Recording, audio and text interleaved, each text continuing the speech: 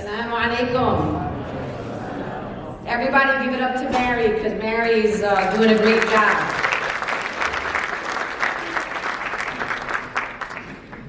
I am very honored and humbled to be here in Tampa, Florida. I've been here many times before. Know many people in this space, and so it's good to be reunited with many people. I want to thank the entire board of CAIR-Florida, all the staff, Abdullah, the many incredible interns and people who are walking around that make CAIR-Florida what it is. This work is not easy, folks, because if it was easy, everybody would be doing it.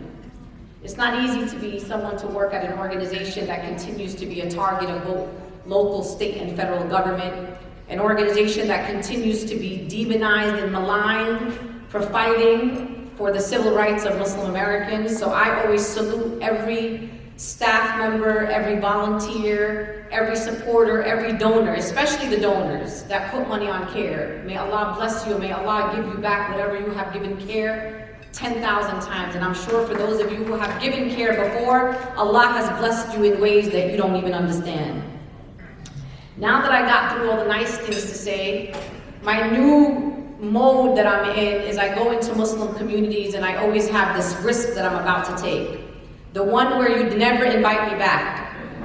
So that's what I'm going for here tonight. I want you to leave here today and say, Sister Linda is never invited back to Tampa ever again. We don't want to hear nothing this lady has to say. Because sometimes, sisters and brothers, we have to have a real talk. We have to be self-reflective as a community. We have to stop blaming everybody else and worrying about what everybody else is doing and stop worrying about ourselves and what we are doing. Stop telling me about what the right-wing Zionist organizations every day you want to grab Sister Linda and say, Sister Linda, look at AIPAC. Look what AIPAC does.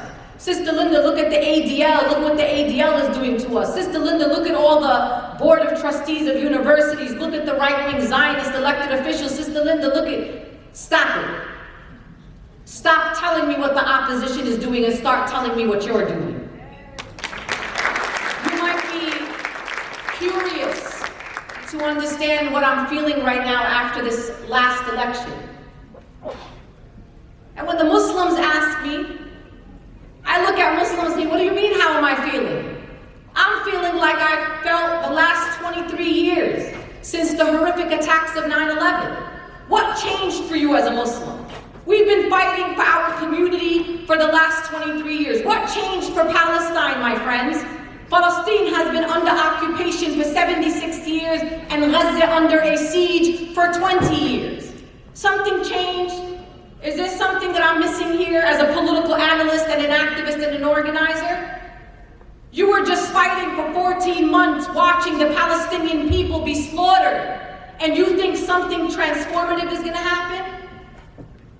You survived 4 years of Donald Trump. We watched organizations in our community get shut down by both Republican and Democratic administrations. The Patriot Act that allowed for the unwarranted surveillance of our communities passed twice under Democratic administrations. So why is everybody all ruffled up? Because I thought us Muslims, we believe that God is in control. God is in control. Not Donald Trump, not Benjamin Netanyahu. God is in control. But here's what also our faith teaches us. Tie your camels. Trust in Allah and tie your camels. Let me tell the Muslims about their camels. Your camels are running around. Running around. And then subhanAllah, every 4 years, the Muslims start running to look for the camels and tie their camels during an election season. Sisters and brothers, you cannot wake up every 4 years and call Sister Linda in New York and start lecturing me about what we as Muslims should be doing during an election season. It is not okay for us, sisters and brothers, for people in our community who have nothing to do with politics that started dictating to us as a community what we were supposed to do and not do during this election cycle. If you have a foot problem, you go to a podiatrist. You don't go to the dentist. In our community, whoever has the loudest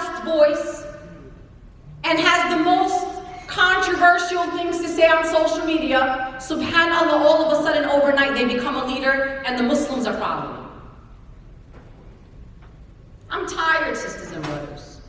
I'm exhausted. 23 years and I'm always saying, where's the progress that we have made in our communities? Why is it till today that your students, your children on college campuses are being punished for saying end the genocide against the Palestinian people? Why? Why are Students for Justice in Palestine chapters suffering all across this country, being attacked? They call me, they say, Sister Linda, we want you to come to our college campus, but wallahi, we don't have no money to bring you to our college campus. Why are your children organizing for Palestine on college campuses with no money? Why? Why do the pro-Israel groups have entire buildings on their college campuses for their students? They give them budgets, and they bring speakers, and they pay them $15,000 honorariums. They tell them, you want to do book club, we'll buy all the books that you want. We'll give you dinners, you can do whatever you want. Unlimited. And our children are begging for money so that they could do anti-apartheid week or do an event for Palestine. The Muslim student associations. How many Muslim student associations are in the state of Florida? A lot. At every single college campus in the state of Florida. You know what else you have a lot of in Florida? A lot of masajid in Florida. You know what would be a practical thing to do, sisters and brothers? Practical, and if I have to be practical. I don't like lavish ideas. I like practicality.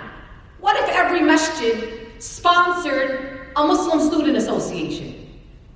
And you said this University of Southern Florida, whatever masjid is in the closest proximity to that university, you say, you know what, we got you. How much do you need every year? $10,000? Something happens, we got your back. We are going to be your family as you go through your 4 years of university. Is that practical, sisters and brothers? Is that something tangible that we could do? Why do we leave our children out there, feeling alone, attacked, and targeted on these college campuses? Haram! Haram that our kids are fighting for themselves on these college campuses. Thank you, God, that we have CAIR. Imagine the state of Florida without CAIR. I just want you to imagine the last 14 months that you had all that was going on without CAIR in the state. Sisters and brothers, I was going to fight regardless of who was in the White House. I was ready to go, no matter who went to the White House. The question for our community, were you short-sighted or did you really have a long-term vision? That's the question that I have for our community. We are reactionary people. That's who we are. We react. We are not people with a long-term vision. We don't sit as a community and say, what do I want to see 30 years from now? 40 years from now? This is the generation, I'm talking about this generation, because let me tell you about the generation before us, and the generation before that. They did have a vision. The vision was we are going to build the masajid and the infrastructure for our community. And then they said they're going to build the Islamic schools. And we were going to build the institutes where you get religious knowledge. And then all of a sudden a new generation came. And this is specifically my generation I'm talking about. I'm 44 years old, so if you are in that age group, I'm talking about you. So if the generation before you built the masjids and built the Islamic schools, what did you build? What is your contribution to the future of the Muslim American community?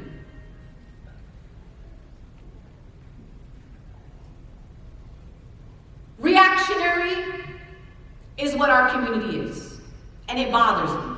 And it specifically bothers me as a Palestinian. Did you ever ask yourself, why does it take dead Palestinian babies for our community to rise up? You needed a genocide, sisters and brothers, is that what you wanted? You wanted a genocide of the Palestinian people for you to get up and go outside into the street and fight for the Palestinian people? You needed mothers and fathers to hold their dead babies to cameras for you, is that what you wanted? Sisters and brothers, our people have been under a brutal military occupation for 76 years. They needed you in August of 2023. They needed you in January of 2023, and in 1999, and 2005. You know, when I hear people talking about a ceasefire, I'm scared. I'm scared. You know why? Because I lived 2021. Do you remember 2021? Do you remember the Great Return March?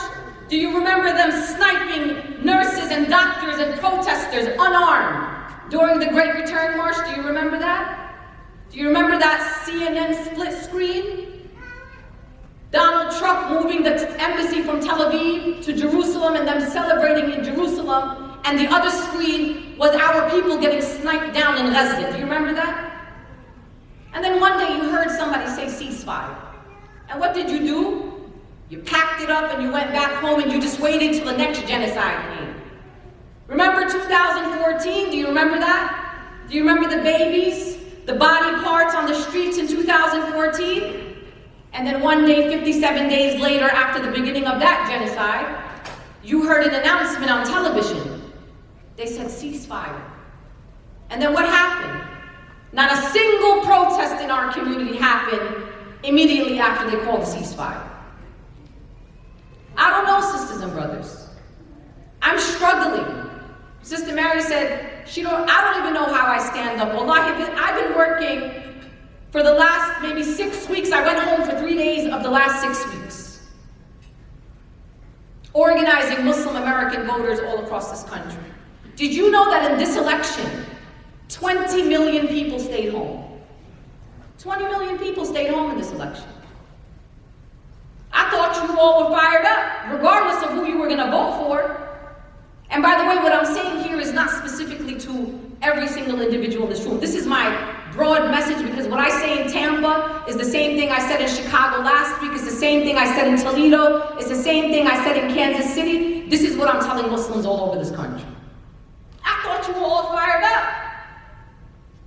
I thought you all, yeah, I'm going to participate in this election because I'm going to vote for Gaza. I'm going to vote against genocide. Well, it didn't happen, sisters and brothers.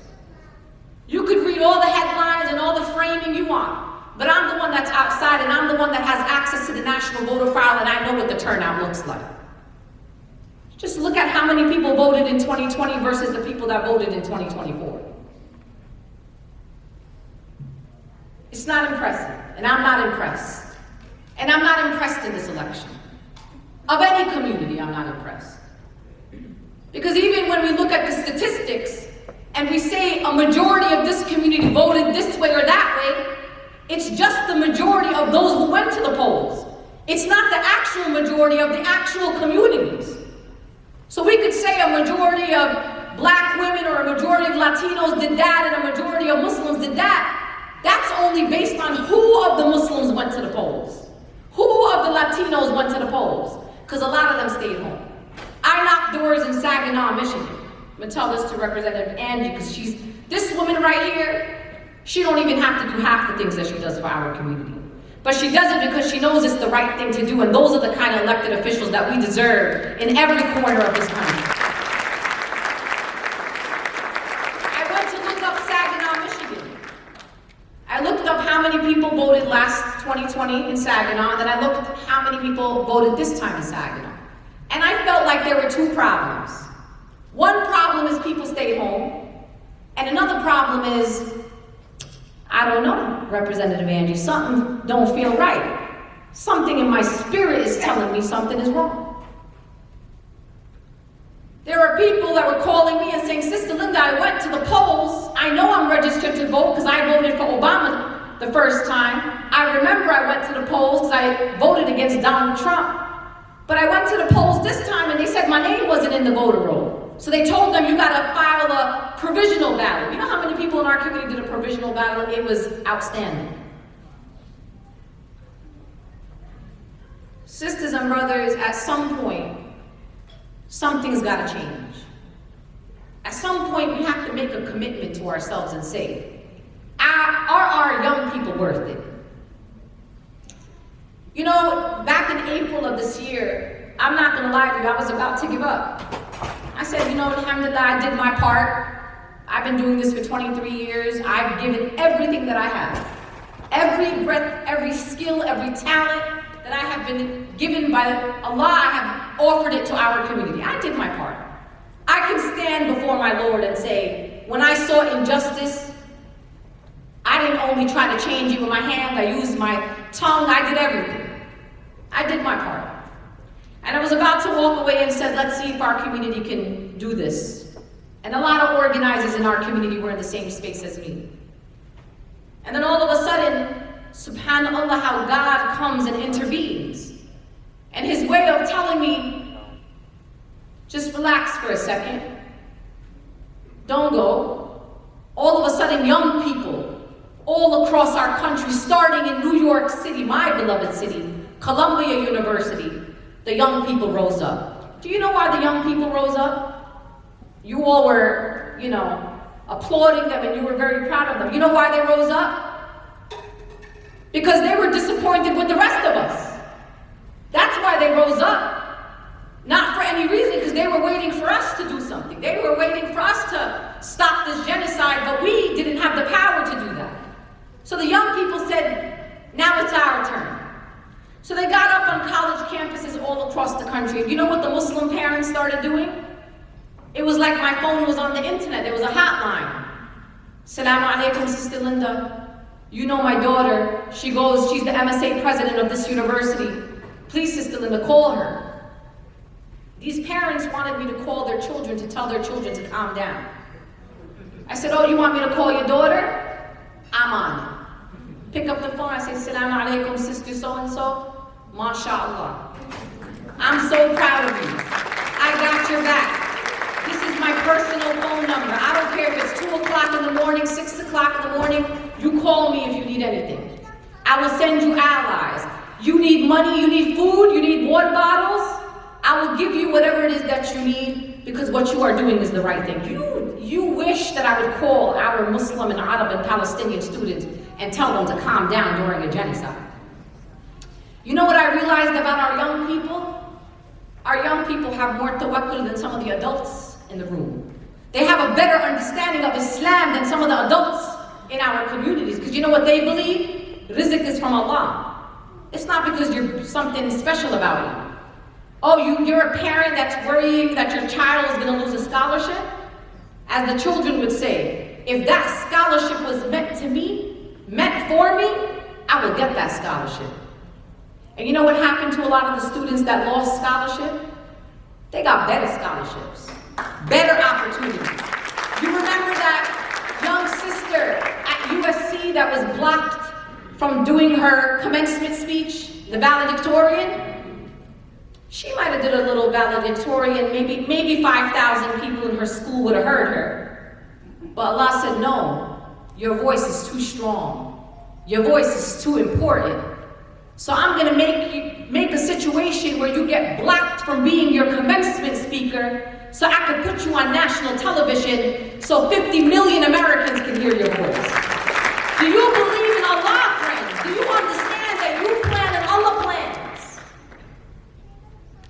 Everything, sisters and brothers, in context. And for those young people on those college campuses, they invigorated me in ways that you could not imagine. I went to Columbia, I went to Yale University, I went to UC San Diego, I went to Princeton University, I went to CCNY, you name it, I was trying to be at every campus if I could. You know what I went to do there? Wallahi, I would just sit quietly. The kids would say, Sister Linda, please come and motivate. I said, you want me to motivate you? You are the one that is motivating me and our community. And I would take energy from them. I watched them get up and do prayers, jama'ah, in front of their allies that were there. I watched them engage and teach our beloved deen without having to teach our deen. Just by the way that they moved, by the way they respected, by the dignity that they created in those spaces. Those are your children, they are our children. And I hope that you are proud of them. Because in this moment, they are willing to risk everything to end this genocide against the Palestinian people. Sisters and brothers, I just want to say to all of you that, and I want to share a memory first with you, and then I'm going to end with why CAIR. A few years ago, I came to speak at the University of Southern Florida. Hassan remembers this story. I was doing what I always do. I get invited to a college campus. I'm coming to speak, normal. That's what everybody gets invited to speak to college campuses, not just me. All of a sudden, there's a Facebook group where the young people were promoting the event. And all of a sudden, there was a guy who was in the Facebook page saying, does anybody here know how Linda is coming to this event? Do we know what color, make of car she'll be using? Do we know if she's going to be wearing any body armor? Do we know what entries and exits she'll be using? All of a sudden, young people started screenshotting this and they sent it to me. And then I sent it to CAIR-Florida. And I said, I don't know what you all do with this, but do something with it, because it wasn't even about me at that moment. I was more worried about the safety of the young people. Turned out that the guy wasn't some random dude from another state or a troll. He worked at the University of Southern Florida Hospital. So he was only 15 minutes away from where I was scheduled to speak, in a state that is an open carry state with a man with registered ammunition.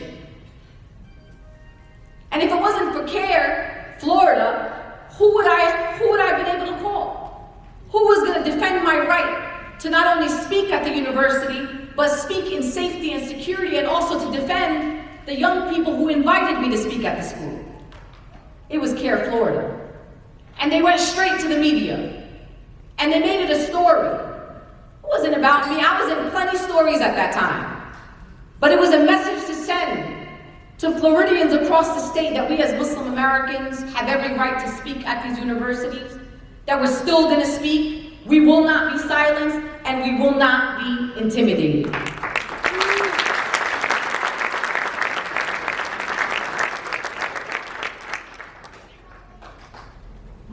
Sisters and brothers, here's what I'm going to say to all of you today, just so you could remember these words about me when I walk off the stage. And many of you share the story with me. I am a daughter of Palestinian immigrants. Both of my parents were born in Palestine.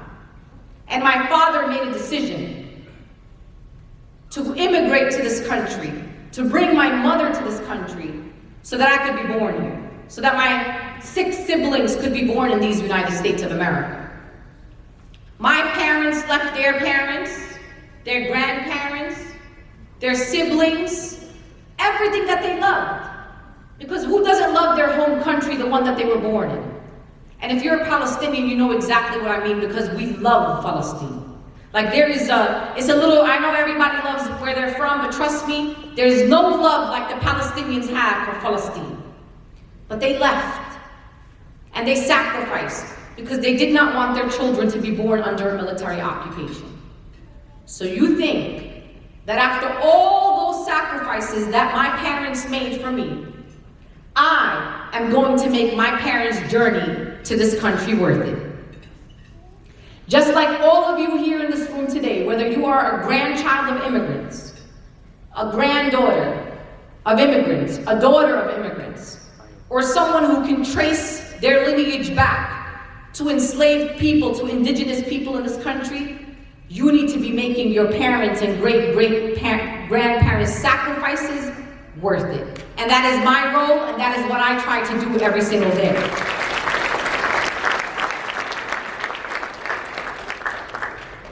Here's what we're going to do in our community moving forward. We will not be intimidated. We will not be silenced. We will not be worried about our jobs or about our livelihood, because we know that rizq is from Allah. Okay? And I'm standing here as an embodiment of the type of terror that right-wing Zionists have put me through for the last 15 years. And Allah still says, this one right here, I got her. I got her. It is a miracle that someone like me is still alive today. Because the one thing I say to the opposition all the time is, you think you got control, but Allah's the one in control. Because the day that I died is because that was my day to go. Nobody decides the day that I go. You know what? And if I do go, on the day I'm supposed to go, and it's because someone assassinated me, that would be my greatest honor, that I died defending the communities that I come from and the beloved faith that I follow. So don't be afraid. Don't let them define how you show up in your jobs, define how you show up in your college campus. Be strong, sisters and brothers, and let the people of Gaza be your inspiration. These are our people that have lost everything and somehow they still say, Alhamdulillah. Hasbinallah wa ni'mal wakeel. Imagine a people that believe Allah is still the most efficient after they lost everything. Those are my inspiration every day. So sisters and brothers, when I say to you that our Muslim community has to start tying their camels, CAIR is the camel that is going to tie your camels. Or the CAIR is the camel that's going to be tied. Because right now, you are a generous community, Tampa Bay. I have been to so many fundraisers in Tampa Bay. Wallahi, I remember one time I came here for a fundraiser for Syria. Not even 20 minutes, $1 million. Because that's just the kind of people that you are. You are a generous people. And here's what I'm challenging our community to do. In your generosity to charity, to incredible organizations across the country, from Beit al-Mal to Islamic Relief, to ICNA Relief, you all have done it all. PAMA has come here. Sisters and brothers, I want you to share your generosity and put some into our political advocacy work. Because the one thing that I will ask you today is if we went to Gaza right now, you and me went to Gaza right now, in this genocide, and we asked the people of Gaza, are you proud of your Muslim American sisters and brothers in the United States of America? Do you believe that your Muslim American sisters and brothers have done everything that they can to stop the bombs that drop on you? What do you believe the people of Gaza would say? Sisters and brothers, I promise you, wallahi, and I'm not saying this because I'm Palestinian, the people of Palestine, they don't need your flour, they're not looking for sugar, they're not looking for rice. The Palestinian people will make soup out of grass to feed their children, because that's the kind of dignity the people of Palestine have. You know what they want from you? Wallahi, it's very simple. They want you as Americans to get your country to stop bombing and killing their family members and literally obliterating the many generations of work that has been put into Gaza. That's all they want. They want to end the siege, they want freedom, and they want liberation. So your job here, sisters and brothers, is let us fix our house here and ensure that those that represent us here align with our values. There is no reason why in a community like this one, where there is, mashallah, so many Palestinian and Arab and other Muslim Americans, that you have representatives in Congress who literally are voting to send bombs to kill our Palestinian sisters and brothers. Imagine Allah's gonna ask you about that. Allah's gonna ask you, they say you lived in Florida and you had a representative that literally was using your taxpayer dollars in your face voting in Congress against the Palestinian people. You have to at least say we tried. We organized. We registered voters. We moved voters. We elected officials that align with our community. And that is what we will be doing at CAIR Action, which is the C4 arm of CAIR. So tonight, sisters and brothers, let us tie our camels, and the way we're going to do that is by giving to CAIR. Because I know a community by its CAIR chapter. I'm going to give you two quick examples before I get off the stage. I went to CAIR Georgia a couple of weeks ago. CAIR Georgia had about the same amount of people we had in here. You know how much we raised in Georgia, first CAIR Georgia? $1 million. $1 million, it was on camera, go watch the video, we raised $1 million. And then I went to CAIR San Francisco Bay Area and I told the people in the San Francisco, I said, listen, San Francisco, if Georgia could raise $1 million, you could raise $1 million. Mind you, the executive director of CAIR San Francisco told me not to say that. She said, Sister Linda, what if we only raise $600,000? Then you're going to demoralize the people and they're going to think that they didn't, do the job. I said, Sister, you do you, I'm going to do me. My job is to tell them I came from CAIR Georgia last week and we raised $1 million. And let me tell you what happened. We got to like about $870,000. And then there was an old woman, maybe close to 90 years old, Pakistani grandmother, came to the stage while I was speaking, and she handed me a $1 bill. And I said, Sister, thank you so much. She said, no, wait, sister, I have to explain to you why I'm giving you this dollar. She said, this is the dollar for when you raise the $1 million, so we could have $1,000,001, so we could beat CAIR Georgia. And let me tell you, those CAIR San Francisco Bay Area people were very competitive. And I knew it by the auntie that came to the stage. And that day they raised $1,117,000, and it was that